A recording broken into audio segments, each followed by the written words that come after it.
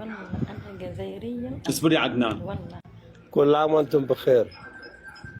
هاي ما شتمتك يا أخي، يا أخي. ما انت هتقولي مش كويسين المصريين وعماله تتكلم انت. لا ما قلت مو كويسين، ما تغلط. أنا وما قلت قلت حلوين مش هي حلوين بتقول يعني شكلك الحلاوه دي هم مرين مرار طافح. إيش بك إيش بك يا أخي؟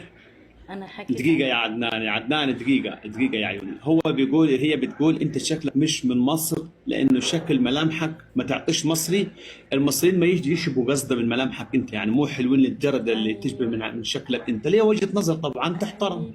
ايه المشكلة؟ يا حلو يا حلو انت يا حلو. لسانة طيب.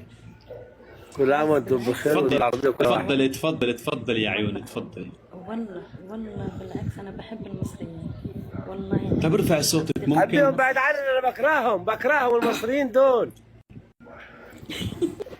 لا ما قلت بكرههم. انا على وجهة نظري. أنا والله بحبهم وعندي أصدقاء كثير من مصر. واحنا بعد، وانا بس حبيتك وحبيت اسلوبك وتعبيرك في الكلمات الحلوة دي. انت حابب البلد كلها حبيب اخوك، انت البلد كلها حبيبها، القرعه ومشعر. الحب يا اخي المحبة من الله سبحانه وتعالى. نعم الله ما اللي صايب يا شيخ. اذا انت عندك مشاكل او عندك مشكله عاطفيه، فاتمنى يعني ما تعاند الناس انا ما عنديش اخوك مشاكل، انا بس احب دائما الامور تكون طيبه تسير على ما يرام.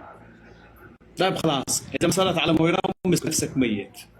انا اعملش نفسي الحمد لله حي وساكن وكل حلوه الحمد لله. ربنا يهديكم بربنا.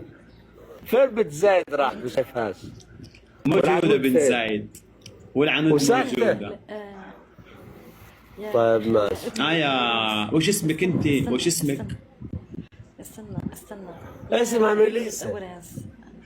يا ابن الأوراس. نور سايلنت. أنا عاملة استنى يا أخويا بالأوراس، أنا عاملة قيمة العمر مش تكون يعني عارفة مع مرك تهدر أخويا. السالفة يا حبيب أخوك أقولوا يعني زي ما يقول الناس حلوين وكل سنة وأنتم طيبين. الراجل الأخ كبرياء، الأخ طارق دائما محب للخير كده وعامل اللايف كده الأسئلة اللي هي اللي فيها إثارة ومتعة وتشويق. انت نزلت ليه يا عدنان؟ ايش نزلوا؟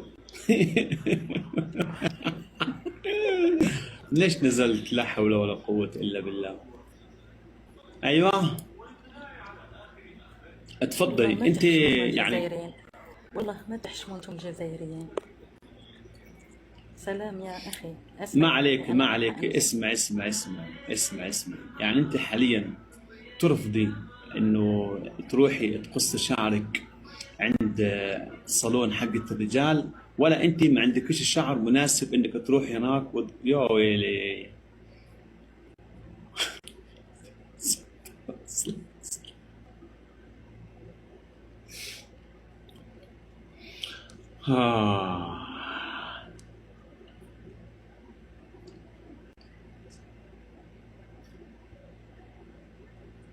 حبيته.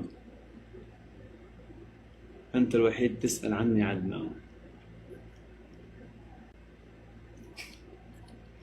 فك حسابك يا عدنان وتعالى.